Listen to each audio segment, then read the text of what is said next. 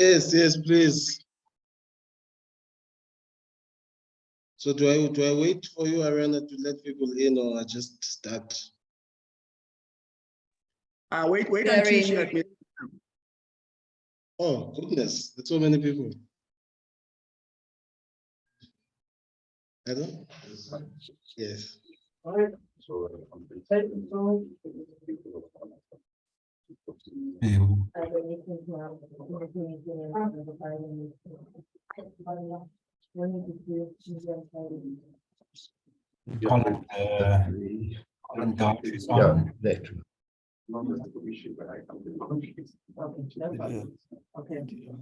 Okay, I think we can start.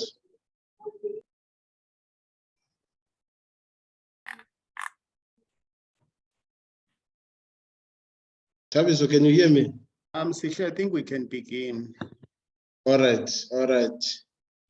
My name is Sihle Luma, and I will be chairing today's session. So let me introduce Dr. Daria Zelenova.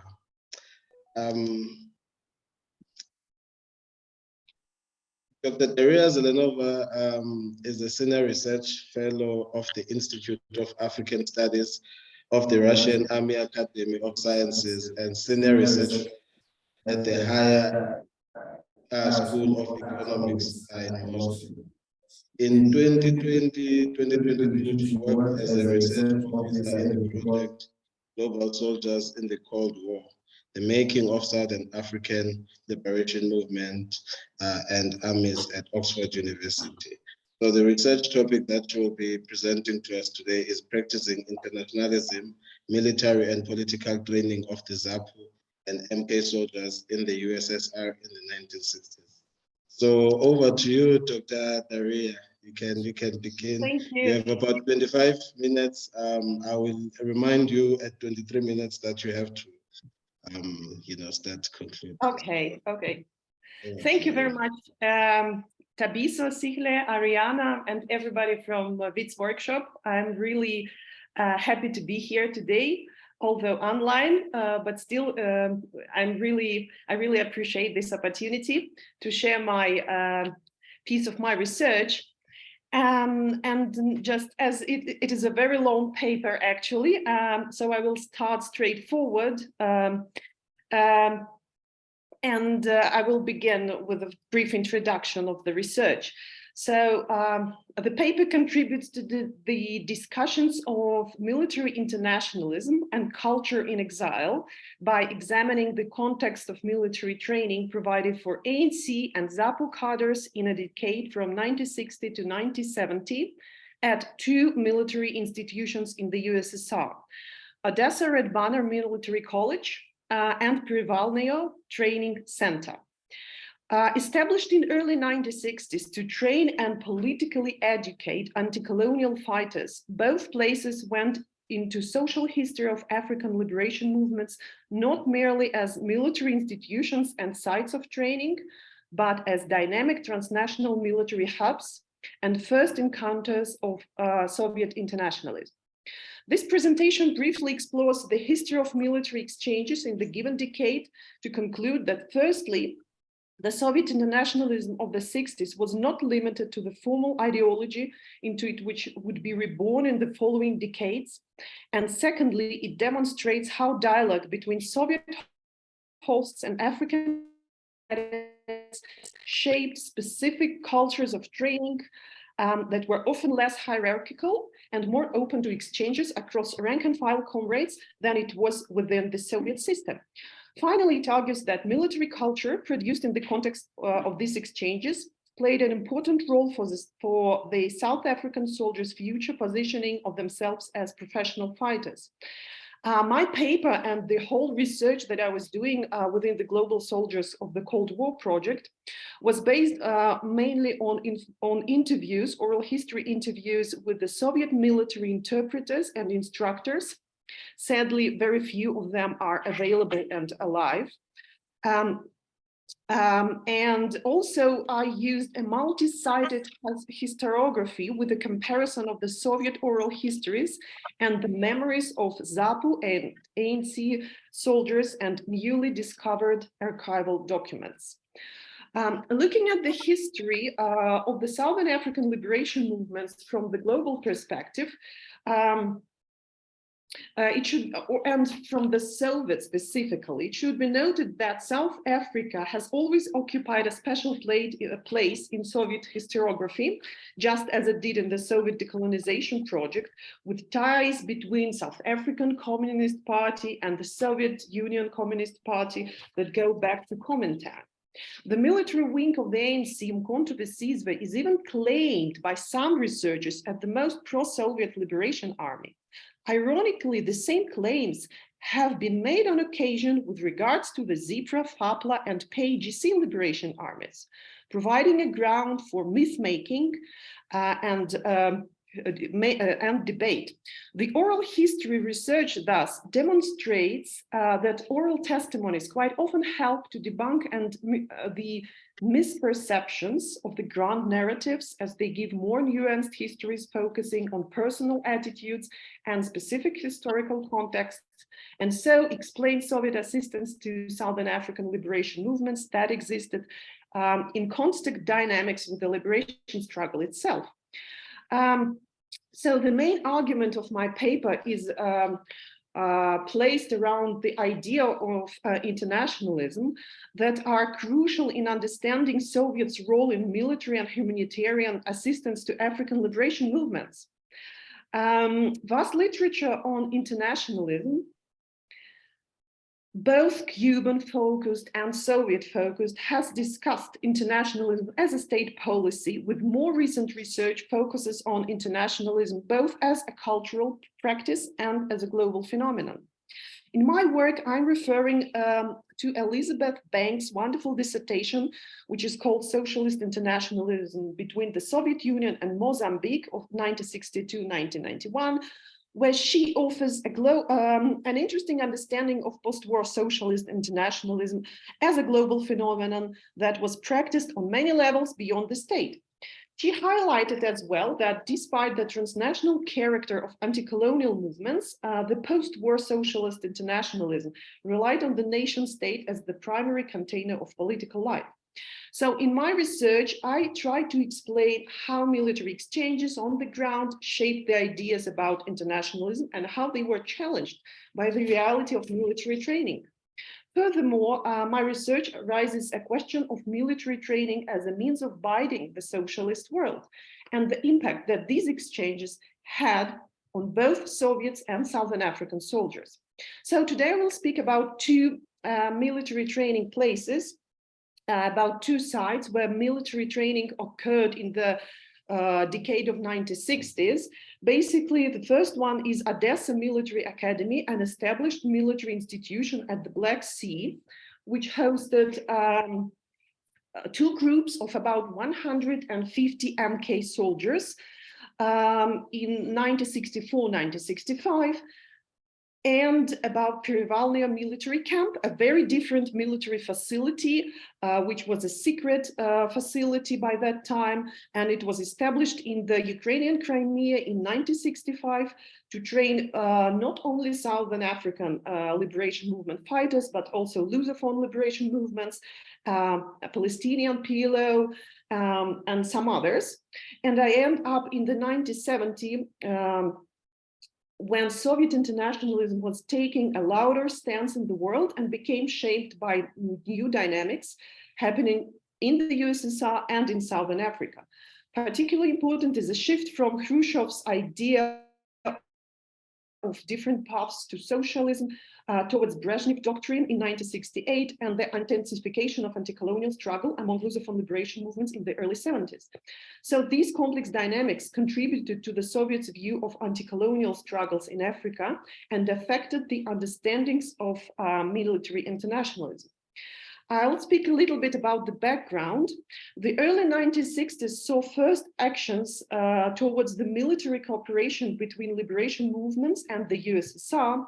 The first South African soldiers from ZAPU and ANC arrived in Moscow relatively at the same time, MK in early 1963 and ZAPU in summer 1964, according to Professor Shubin, and new research conducted by Jocelyn Alexander and John McGregor. This training consisted of small groups, about 10 to 30 people, and their training would last from 3 to 10 months, depending on the requests from the leaders of both movements. According to archival data, at the end of 1963, ZAPU Vice President Chikerema made the first requests to the Soviet Afro-Asian Solidarity representatives in Cairo, Maksudov, proposing that 30 fighters be trained over a period of 4 months in methods of subversive work, military sabotage. The ZAPU fighters who came to the USSR in summer of 1964 included such prominent future commanders as Akim Ndlovu and Pekalezem Poko. As I have already mentioned, Jocelyn Alexander and John McGregor, in exploring ZAPU oral histories of military training in the Soviet Union, have shown that for early 1960s ZAPU cadres arriving to the Soviet Union, they were very much excited by the opportunity to learn how to do things properly. And I'm quoting from the interview. As Dumisa Dabengwa recalled, he left from Moscow in a group of 6 and didn't have an idea, and I'm quoting him, of what he was going for. We had been busy at home carrying out sabotage missions, blowing electric pylons and so on. And what was exciting to us is now going to be able to learn the real thing and how to do it properly.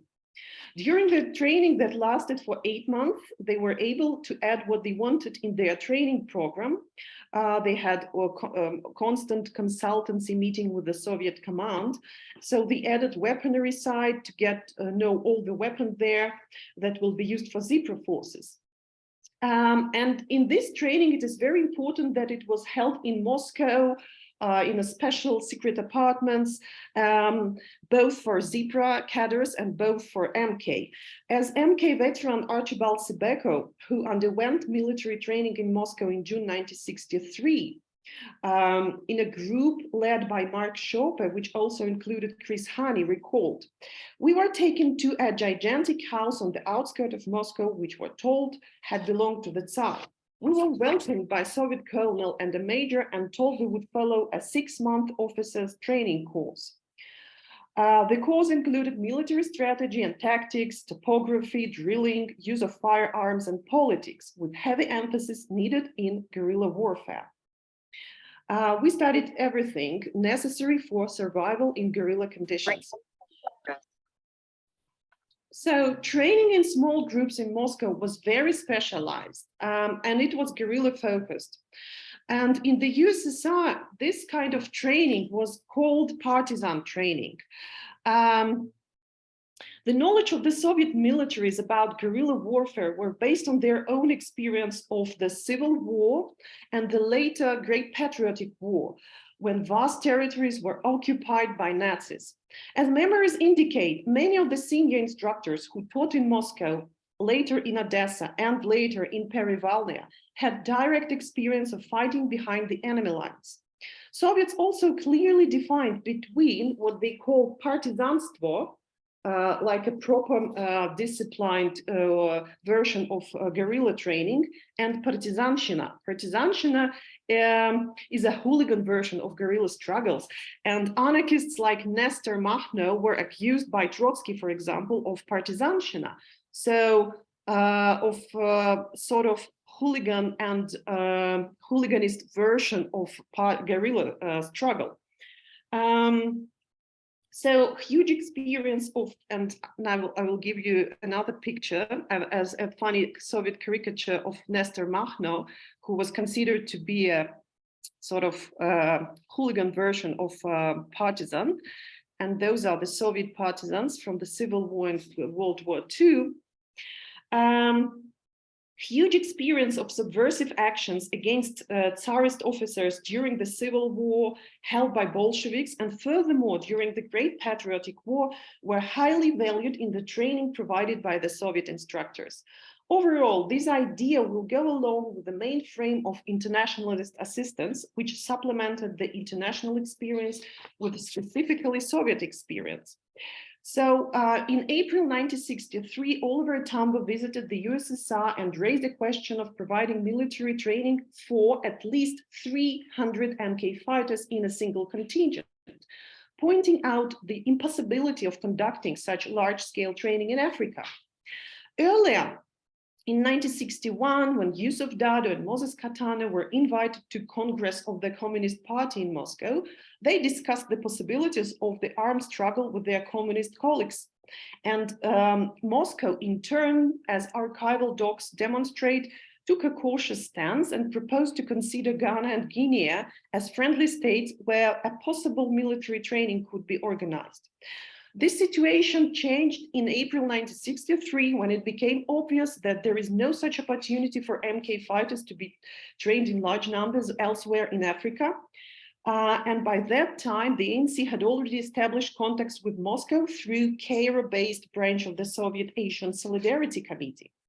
Considering the Sino-Soviet split and frequent visits of the ANC leaders to China via Moscow, it doesn't look like a surprise that the full-scale military training was eventually provided to ANC by Moscow. So late 1963 saw the first large groups of MK cadets, around 150 people, arrive to Odessa Military College. And this, with the second large group followed them in 1964. It was a group of 163 cadets. As evidence suggests, those cadets were trained in Odessa to operate in a full-scale guerrilla army, to lead battalions, regiments, and divisions, which marked an important moment in MK's armed struggle. This is the photo which I was able to find of Odessa Red Banner Military Academy. I hope that some of you may recognize it. This is, and on this slide, I put some basic information of the training that were obtained by MK soldiers in Odessa. And this is the medallion that the cadets wore in 1964 in the Soviet cadets wore in Odessa. Because the Odessa Red Banner Military Academy was basically a very established military institution and one of the best among the Soviet military academies in the USSR. And Odessa was not an accidental place. It was situated and is situated at the bank of the Black Sea. The city had a suitable climate, good military facilities, and a heroic military history of anti-Nazi resistance. All foreign students who arrived for military training to Odessa were divided into companies and platoons. The MK cadets were taught separately, but they had a chance to mingle with local Soviet cadets who arrived from all parts of the Soviet Union. The academy was situated in the center of the city, and cadets were permitted to explore the surroundings freely in search of entertainment on weekends. The cadets were provided with a cash allowance, and excursions were organized for them on holidays to all the emblematic places of the Soviet culture. One of such places is the famous Potemkin steps that were shown in the famous film of Eisenstein, Battleship Potemkin. And as memories suggest, these steps also made a profound effect on those soldiers who saw the film. So the Soviet officers, the teachers, were mainly healthy, able-bodied veterans of the Second World War, known in Russia as Great Patriotic War. They appear in the memoirs of Southern African soldiers as friendly professionals who were full of humor and not devoid of ordinary human feelings. For example, an MK veteran, Tula Bapela, wrote in his memoir about Odessa. He stressed the striking impression of respect expressed by the Soviet Army general to the lower ranked lieutenant, who was granted permission to lead the parade in Odessa Military College because of his highly valued medals that marked his sacrifices in the Great Patriotic War. According to the memoirs of Russian-speaking English military interpreter who worked in Odessa, Anatoly Krivoruchko, he's now in his late 80s. He was working with MK fighters in 1964-1965. He recalls that young officers in their 20s were deployed from different military districts of the Soviet Union for the needs to teach the arriving cohorts of foreign contingents. Many of these interpreters were graduates of the Suvorov military schools, which were set up in the USSR straight after the Great Patriotic War, with the aim to educate boys who lost fathers in war. Krivoruchko himself was such a boy. He graduated from Suvorov school, and he stressed out that a certain military ethos was at heart of these graduates, and he himself drew parallels between the anti-imperialist fighters, to use the lexicon of those times, who arrived at Odessa for training, and his own generation of young Suvorov school graduates who lost fathers in anti-Nazi resistance. So this idea of continuity of struggle against fascism and colonialism became very important for general understanding of the ideas that shaped the motivations of the Soviet instructors and a certain atmosphere that existed in such facilities as military Odessa Academy at that time. As many other Russian-speaking instructors, Anatoly Krivoruchko mentioned that anti-imperialism and what was also known in the Soviet Union as communist upbringing played a great role in how they treated the cadets. As he recalled, African cadets were perceived as our own. We called them partisans and patriots. We sincerely wished them success, and as we saw, they were very optimistic, although it seemed to me personally that they had another 100 years to win. So despite the ideological background and mutually shared understandings of liberation struggles, Krivoruchko highlighted that there was a certain doubt of whether the training was appropriate and well received by the cadets. The complaints about the indisciplinary behavior of some of the cadets and comparisons that the Soviets were making between, for example, other fighters like Frelimo soldiers and MK, that they saw later, and MK groups, contributed to the ambivalent views expressed by the Soviet military interpreters. Speaking specifically about Odessa and the two MK groups, it should be noted that apart from organizational problems that the Soviets had to solve upon arrival of very diverse African soldiers to Odessa, there came up disciplinary questions related to the Soviet understanding of soldiering and army.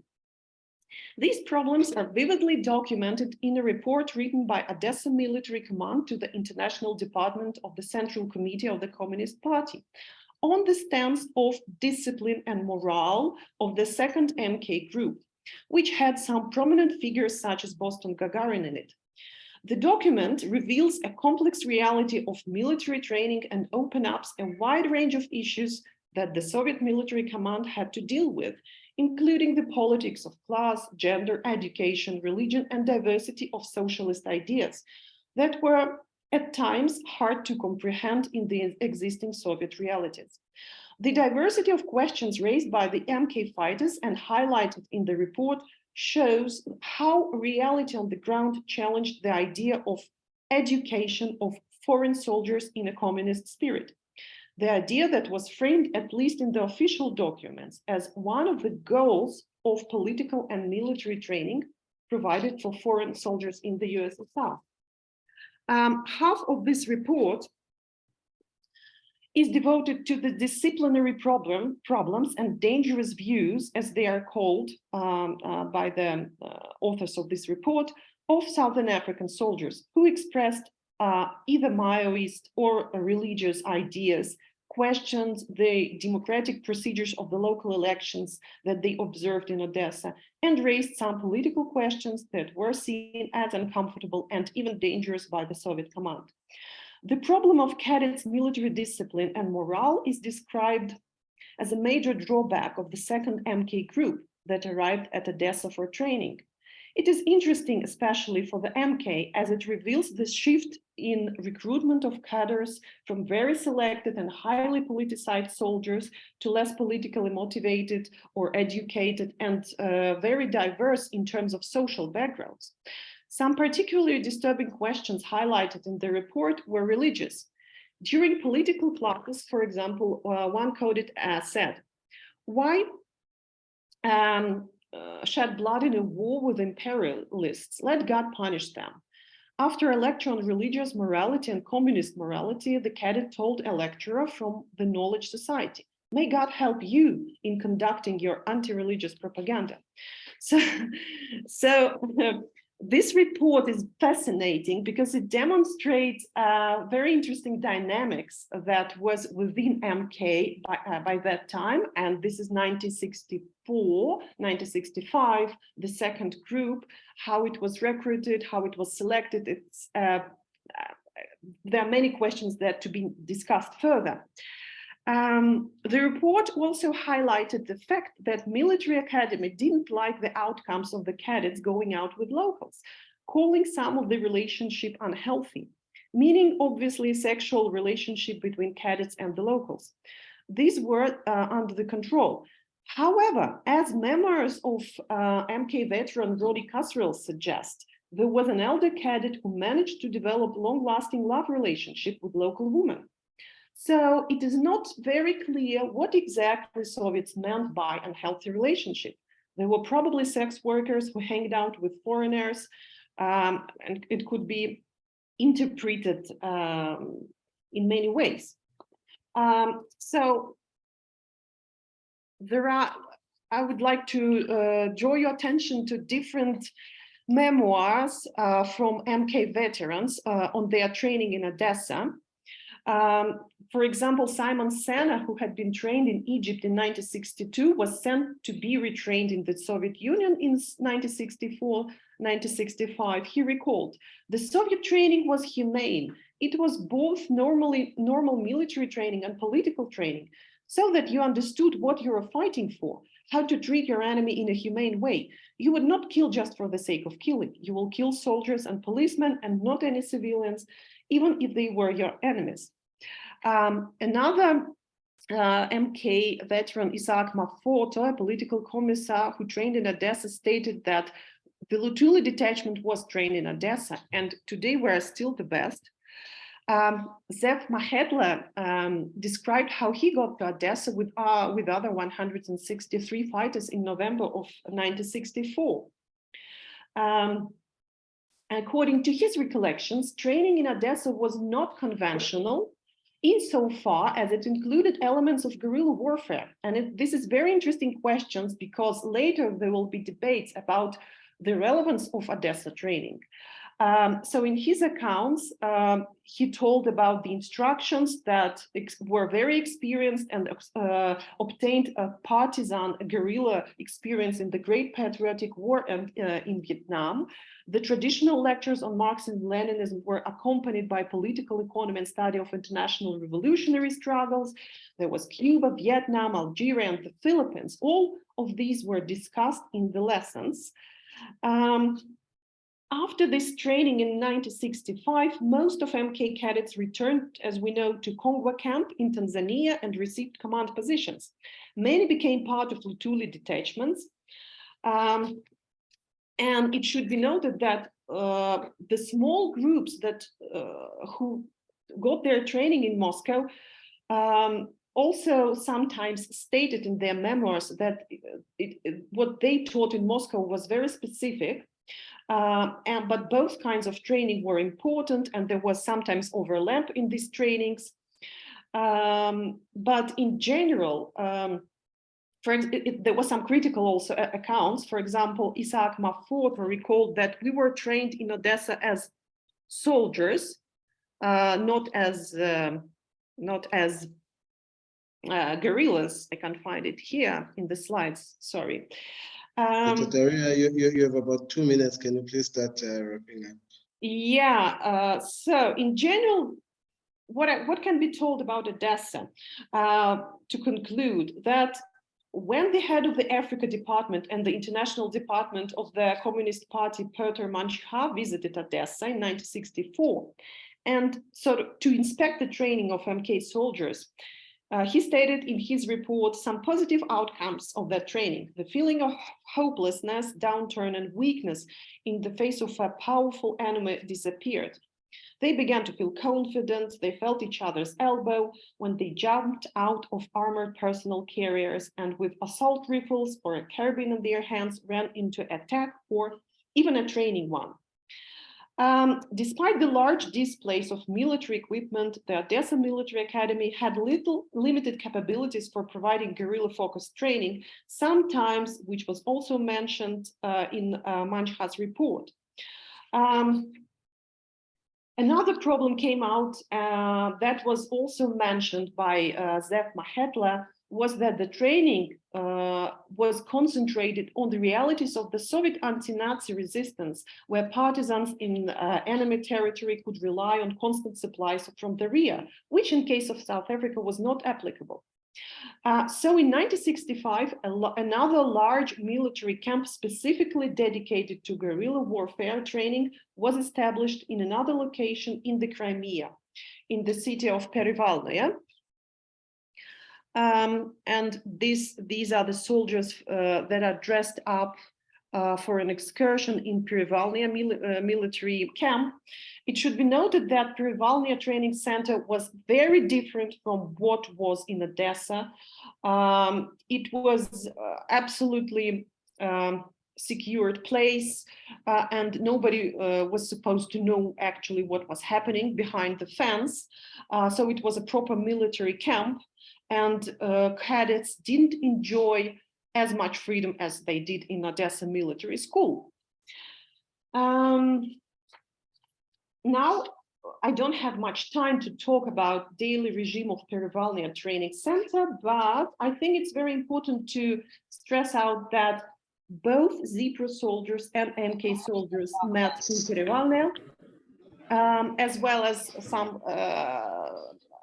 fighters from other liberation movements, and it also contributed to mutual understanding of military internationalism. As one ZAPU cadet suggested, I emerged from the Soviet Union, and he's referring to Perevalnoye, as a retuned armed politician.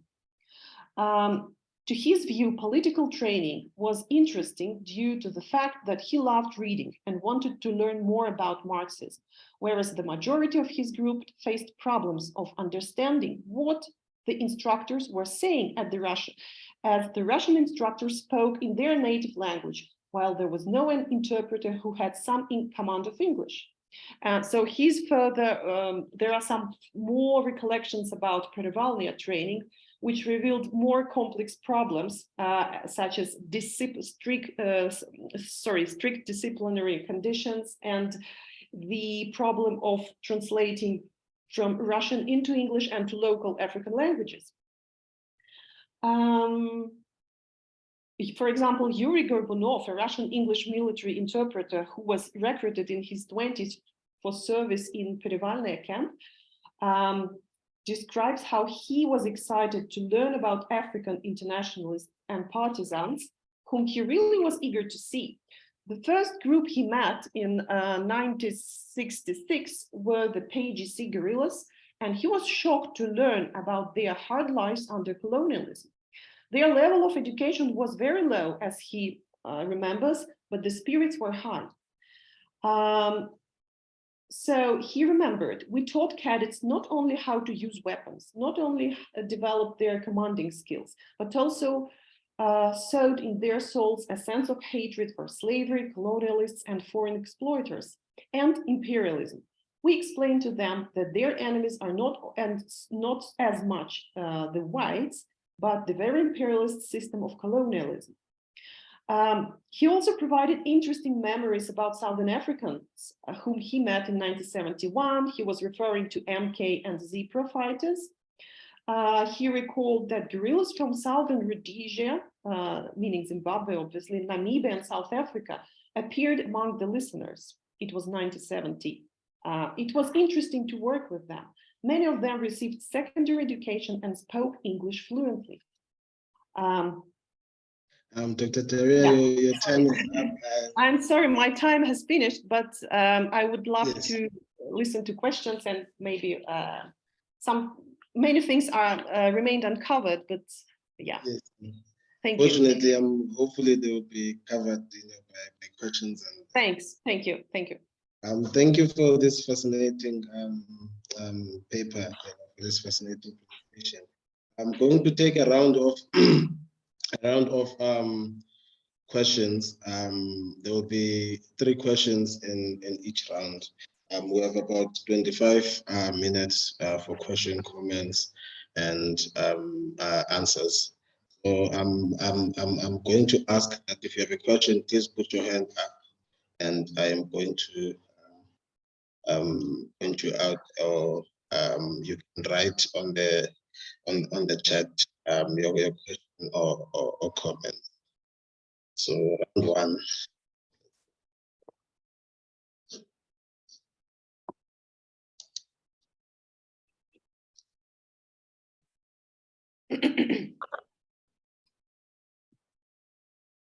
Okay. Peter, you can go ahead. Okay, thank you. Thank you very much for a very interesting talk. I learned a lot about the feeling and the procedures at those 2 camps. And it's interesting, your angle looking at interpreters. I was particularly interested in the discussion of imperialism, because in my own work, I've been looking at the development over the decades of conceptions of the imperial world and imperialism, both in the early ANC and then the Communist Party and the SACP from the 20s onwards. And certainly by the 60s, Tambo and others were engaging more with a sort of a critique of imperialism that changed. I wondered if the interpreters or any other of the evidence that you saw made comments about the students. You mentioned one student, Zipra one, who was particularly interested in reading. But did they have any detailed comments, or in the memoirs of the actual ex-students, was there any articulation of what they understood by imperialism and how that may have played out in discussions? Reference to the charter and not to the management. Yeah. Well, it's supposed to be on the arc according to the current charter. Thank you. Mm-hmm.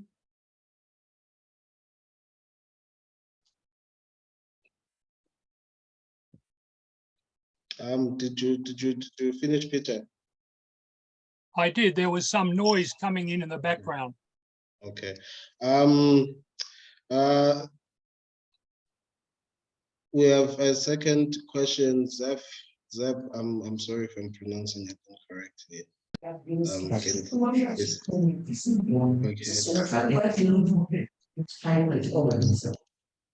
do I mute?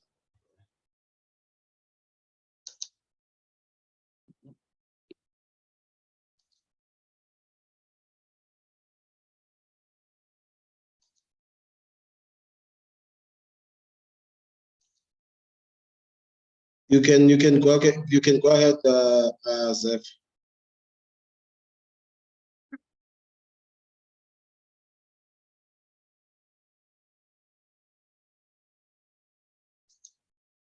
Sihle, Zef is not unmuting.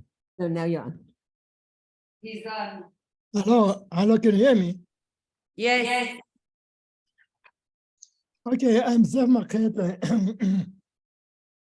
We were the first, the second group which Daria spoke about, who arrived in Odessa in 1964.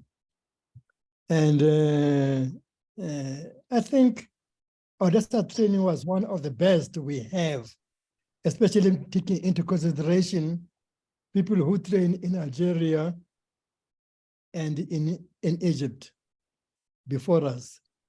Because according to Zola Squia, who trained in Egypt, he only had a chance to shoot a pistol only with 5 bullets. And that was all of his training. But in Odessa, we managed to kind of learn more about the partisan behavior and also the political understanding. I was very young. I was 19 years old. And for me, living in South Africa, I was a very angry young boy who just wanted to kind of have a change of the country. And the enemy to me was a white face. And that's why when we got to Odessa and I saw Ronick Castros, and I had a bit of a confusion until comrades had to explain to me that how come this white man is in our uniform and going to fight the same enemy we're fighting. And then so my first cultural shock was that, oh no, he is a white South African fighting against the system of apartheid and colonialism. And that for me now kind of brought another understanding. Apart from that, we learned a lot also the basic of understanding the polemics which was between the Soviet Union and China. Some of our comrades have trained in China, and they could only solve their problems with a little red book. And we had to kind of go through with them and together to understand the experiences of the Soviet partisans. Now I want to make this one clear. We were training in the Ukrainian, but we were trained by Soviets. I also went to train in Perevalnoye later on. And in Perevalnoye and Odessa are in the Ukrainian. And for us, we understood it, apart from the confusion which has been thrown around today, that the Russians trained the ANC, we should kind of blindly adhere to that. There's a difference between the present Russian Federation and the Soviet Union.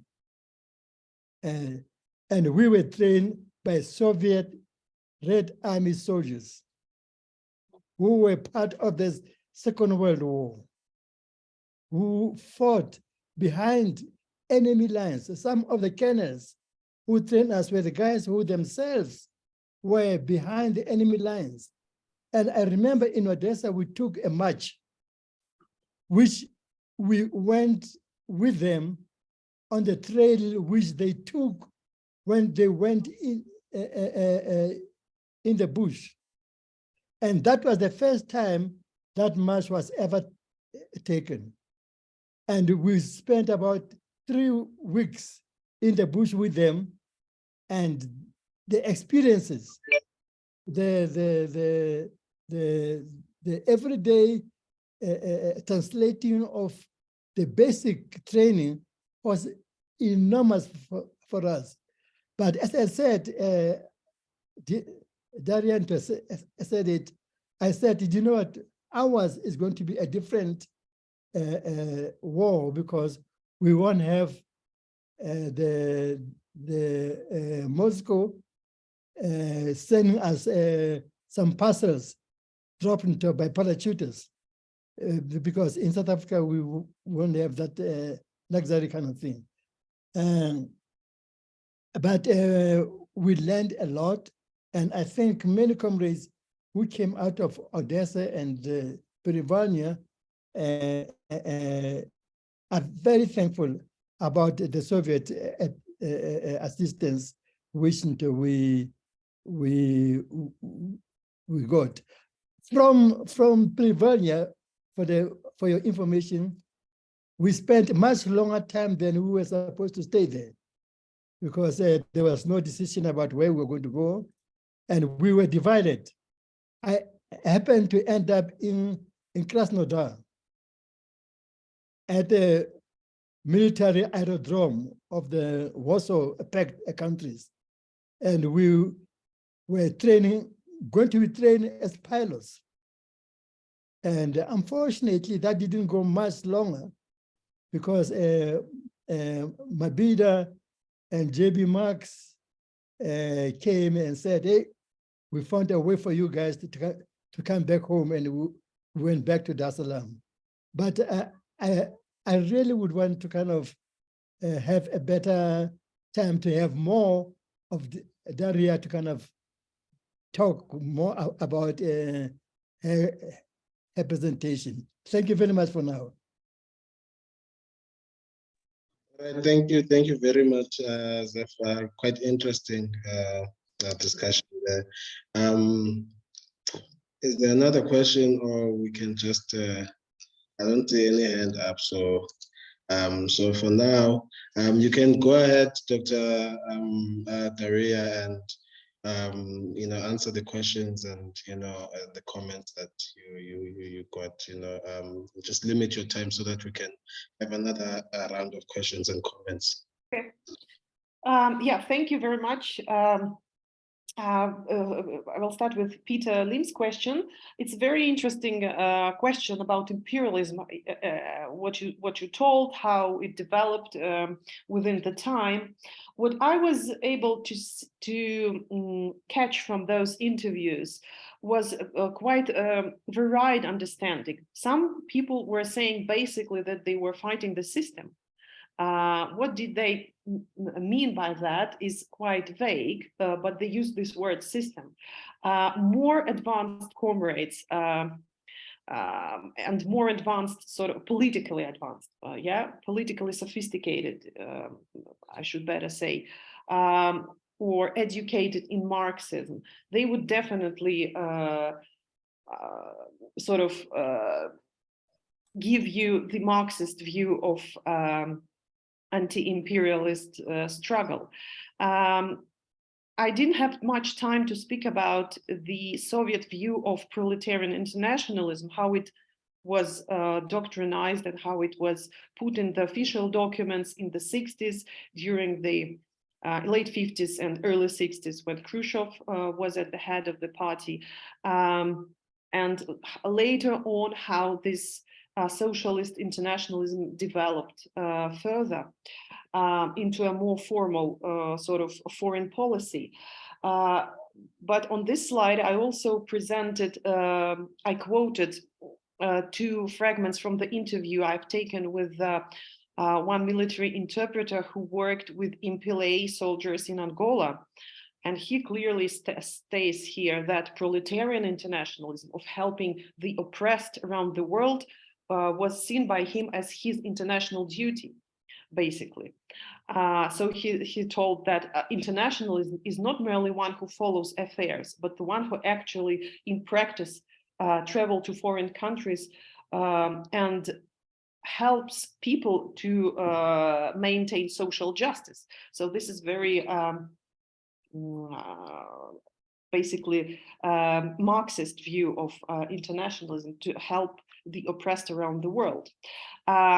So I would say that those interpreters who worked in Perevalnoye in early 60s, like from the establishment of the camp in the 65, they were very politically sophisticated and they were motivated Marxists. So what they were talking about was more Marxism, rather than in the 70s, when there were new cohorts of military interpreters sent to work in Perevalnoye. You could find more cynical, more varied interpretations of military training, even some skeptical views about whether we should help African soldiers at all. So I had a couple of interviews with interpreters who worked in late 70s and late 80s in Perevalnoye. They were very cynical. They didn't have this belief in Marxism, and they were quite explicit in their views that they couldn't understand actually why the Soviet Union was helping the oppressed. And Comrade Zef, many thanks for your fascinating memoirs. I would love to talk more to you. I didn't know that you were also trained in Perevalnoye, and we would definitely need to meet each other and to have more deep conversation about how you evaluate your experience in both military facilities. And thank you very much for sharing your ideas about partisanship. As I said, it was very important for the Soviets because the Red Army had its own huge experience of fighting behind the enemy's lines. How valuable was it for South Africa? It's another question, very interesting question. But what is also important that not only Soviet experience was taught at these classes. Many instructors and many ZAPU and MK soldiers remember that they also discussed Cuban Revolution, Philippines, Vietnam, Foucault theory, Algiers, and many other, even Anglo-Boer War, the fight, anti-imperialist fight against Englishmen. Yeah, so it was all packed, all different kinds of guerrilla struggles were taught in Perevalnoye and Odessa. Right, thank you, Doctor. We're going to the second round of questions. We have Babu Ronikasa, who's also an MK veteran who also trained at Odessa, will be followed by Colin Touch. Over to you, Babu. Spasiba and Daria, spasiba большое. This is an extremely important and interesting presentation. I think I've got a basic question which I'll come to. I want to make the chairman would allow some comments to enrich the discussion. But if you don't mind, Daria, just one correction. You've made an error in stating that Chris Hani trained at Odessa. And it's important to get that clear and out the way, because I've come across many academics who have assumed it. Somehow he received the training in Moscow, the two groups that you referred to in Moscow early on 63, and they probably came back. I know they were there in February 64 because Joe Modise and Moses Mabhida, who were heading the group I belonged to, that Comrade Zef has referred to, the first group of 153 exactly, who went to Odessa. Of course, we came through Moscow. The five of us with Mabhida and Modise, the rest of that group of 150 or so were already in Odessa. I learned from Joe Modise later and from Mavuso Mstimang, who was with Chris Hani and the groups there. Unbeknown to the few younger people, myself, Patrick Millar, Michael Paul, that Modise and Mabhida had been to see the two groups of 20. Okay, so let's get rid of this error. Chris Hani did not come to Odessa. Let me now just say something about Odessa. There's an overlap in the years, and you weren't specific. So the first group goes to Odessa towards the end of 63. I'm not 100% sure, probably about November, like Zef's second group. As he said, they were there in November 65. So the group goes there in 64.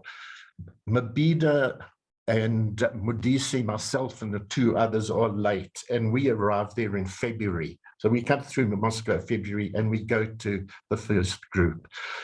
Both that group and the second group that Zef belonged to, Joe Jele and others, I want to make this comment, that the Soviet part, the Communist Party, Department of Defense, was so responsive to Oliver Tambo's request to take large group, 150 or so, in 64, 63, 64, and then 65, because we now had pressure in Dar es Salaam. There were comrades just arriving for training. There were others who had had some training in Egypt, Ethiopia, and Algeria. And there was the need now for really training of a big number, a whole detachment, 150. The response from the Soviets was very quick. Under that kind of exhortation, please take these people soon. I would say, from the ANC leadership side, there wasn't full clarity as to the detail of the training. And as a result, the approach that we received, and I'd say it was absolutely outstanding, was a hybrid of the clandestine training that Chris Hani and Archie Sabeko were receiving in Moscow, but also with aspects of conventional regular army. But we wanted that, and the Soviet assessment was whether you're going to be a guerrilla force or a regular force, you had to have the basis in understanding a regular army, and you did many things in common. The use of small arms weaponry.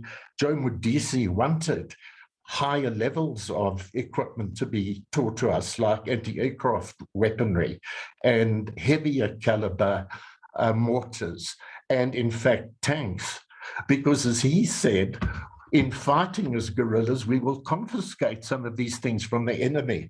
And if we could get our hands on a tank, who was going to drive it? So some of those, and I belong to the group of engineers in Odessa, we actually learned to drive tanks. So it was hybrid. And I want to say of this, and then I'll come to some other observations, and the question I have for you was that it was as close as possible, the training, to real operations. And we had that in Odessa. We would do the theory, mornings, lectures. We would do, and this isn't approximating to the actual operations, but we would carry out practicals in the fields outside Odessa, and of course in the vast grounds of the Red Banner School. But, and Zep should indicate this to us, by summer, so by July, August, September, the whole detachment was transferred 50, 60 kilometers. I can't remember in what direction it was, on the Chorny Mori, the Black Sea. And we were in the camp, in the terrain, but it was very well built up. We slept in tents. And it was called Chabanka. And from Chabanka, we carried out guerrilla operations in the forests, in the hills, in the terrain, as close to actual operations as you could envisage. Obviously, we fired a lot of live rounds, but when we were in mock attacks, in which some of the young corporals who were working with the colonels and the majors who were the instructors, they would be utilized as a phantom army forces to ambush us and to lay out anti-personnel tripwire mines, etc. And we went on an incredible 4-day exercise led by Modise with Mabida as his commissar, in which we actually fought battles, and we crossed an enormous river in dinghies and boats. It was an amazing preparation. So I wanted to just give that idea, because actually I would say, and I was back in the Soviet Union many times, I was trained again in intelligence in Moscow in '83, but that basis from Odessa and Chabanka, and then to Perevalnoye, and then the main training in the 80s was around Moscow.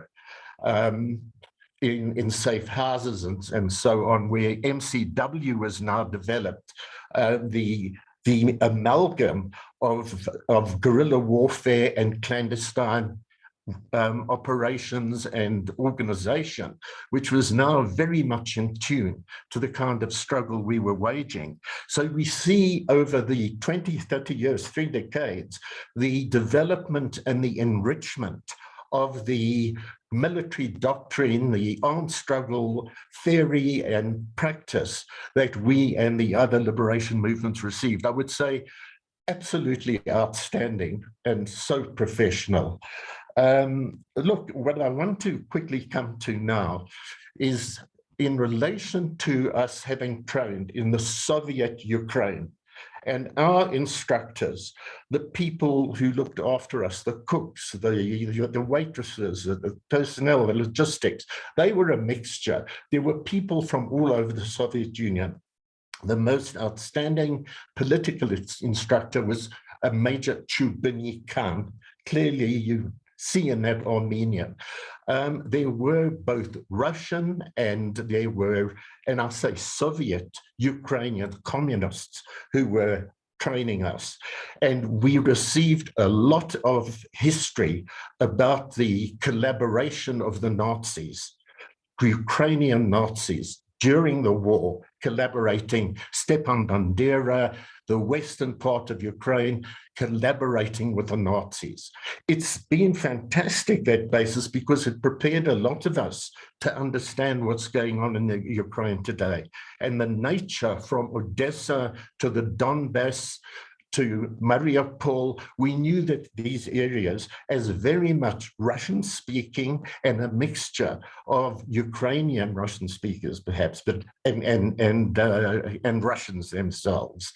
So the point I want to ask you is, in your estimate and your work, your interviews with the instructors and so on from Odessa, how you would characterize them, and whether you would agree with me that there was this mixture of instructors, interpreters from all over the Soviet Union. That's the question. And then, Chair, if I just might also say the following, because there's a tremendous degree of anti-ANC propaganda in this country by people who ought to know better, or those who don't want to know, who will say that the reason why the South African government and the ANC are taking a non-aligned position, they interpret that, and maybe there's something to this, which would support Moscow at present, is out of sentimentality because of the experience we had in the past in receiving training from the Soviet Union. I just want to say this, Daria, and to those listening in, of course, you've heard Zeph already. There is an amazing, very rich legacy that you have in all these countries that you're referring to, the liberation struggles. There is that legacy of our training, the education we received in the Soviet Union, in whatever republic.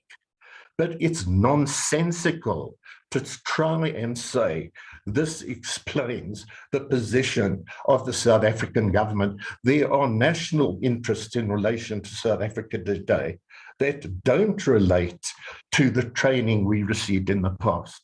And that has to be looked at in a different way. I want to thank the Chair for letting me speak for so long, and to see what you might say about the national character of those people you have interviewed from the former Soviet side.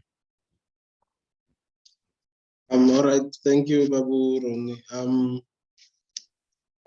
Colin, you had your hand up. I'm not sure if you intentionally put it down or.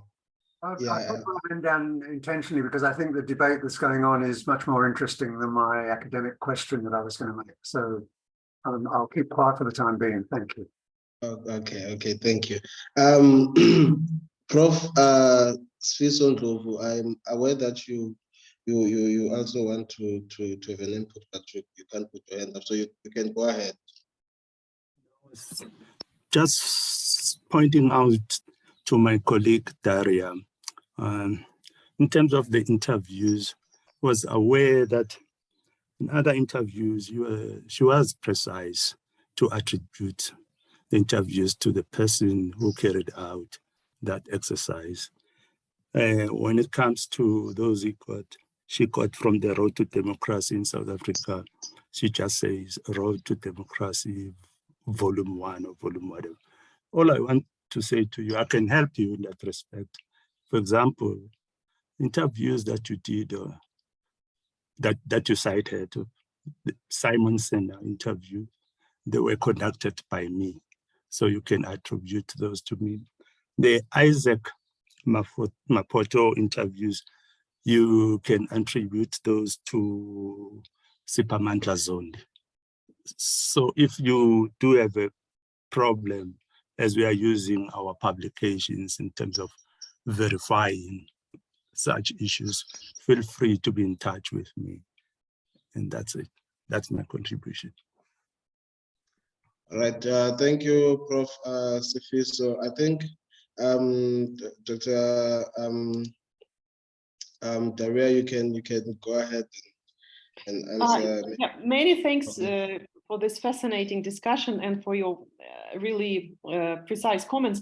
Professor Ndlovu, of course, I know about the Road of Democracy and your contribution of interviews and what you have done. In my paper, I am doing proper references, so with pages and so on. So it's just, I missed it maybe in my oral talk and my PowerPoint presentation. But of course, I will be proposing a paper and doing proper citations and references. But your work is amazing, and it was very helpful to me because all these guys, MK veterans, Simon Senna and Jele and many others whom I cited specifically for Odessa, I took from this Road of Democracy article that you were working with. So it was very important for me. Thank you very much. Referring to Comrade Ronnie's question on instructors, sadly, but most of them have passed away now. I could contact only Anatoly Krivoruchko, who was interpreter in Odessa, who was in his 20s. Maybe he was one of these young running corporals, because he was very young. As I said, he has graduated from Suvorov Military School, and he was deployed to Odessa specifically because he had excellent knowledge of English, and he was deployed specifically to faculty of foreign students that was set up in late 1963 in Odessa, to work as a military translator. So he worked with one of the groups, obviously, but he was very young, and he can say that his level of English was not enough. And he had also responding to that comment that Soviets had to respond very quickly and to adjust to the demands raised by Oliver Tambo and leadership. It is very much reflected in what he is saying. He had to translate hundreds of lectures just in one go, in 1 week. Maybe he's overestimating, but in fact, it was a lot for him. And he was also remembering one instructor, also veteran of Great Patriotic War. But of course, as you know, most of the veterans are already dead. So real veterans who were fighting in that war, we can't access them. So unfortunately, we can't speak to instructors. We can only access the group of interpreters who were very important in my research because they were young and they had their own position of, mediating between. Don't help, you don't. Mediating between senior Soviet instructors and South African soldiers. So I think that their views are very interesting, the views of the military interpreters. So I interviewed two from Odessa, and 5 from Perevalnoye. So basically those, and that's why there was not a big pile of interviews here, but they were very rich, and we had not only one session of interviews, it was like maybe, I don't know, 3 or 4 sessions of interviews with each of them. So yeah, and in order to make the picture broad, I approached memoirs and oral history archives that Sifiso and Lova was mentioning. So yeah, and regarding the legacy and the Soviet Ukrainians and all the nationalities that worked in the military. Well, you have to know the basic structures and organization of the Soviet army that was very diverse in terms of nationalities. You could meet every single national there: Tatars, Uzbeks, Tajiks, Ukrainians, and so on. So Soviet army in general was very diverse, and people. I am also citing Yuri Gorbunov, one interpreter from Perevalnoye, who told me that he learned about nationalism and prejudices and xenophobia when he went out of the army, in the world that was outside of the army. Because in the Soviet army, it was very flat. And obviously there were some hierarchical things and ethical, like national groupings and so on, but in general it was quite flat, and you could meet many different nationalities. So you're absolutely right, Comrade Ronnie, in saying that there were, you should say, when you speak about this legacy, you shouldn't say Russians, you should say Soviet. That's the term that I'm using in my research: Soviet Ukrainians or Soviet Armenian, because this identity for army people of that time, we're speaking about early 60s, played a very a serious role and a major role in their formation of their own identities as Soviet army officers. Thank you. I think hopefully I answered some of your questions. All right, thank you so much, Daria. I'm skeptical to say let's go for another round of questions and comments, but we have run out of time. We've gone beyond our time, so I'm trying to abuse my powers to say if anyone has more comments and questions, they should direct them to you, maybe email you, or just try and find ways to on that note, it was a very good session. Thank you so much for your interesting paper. So I think we must end it.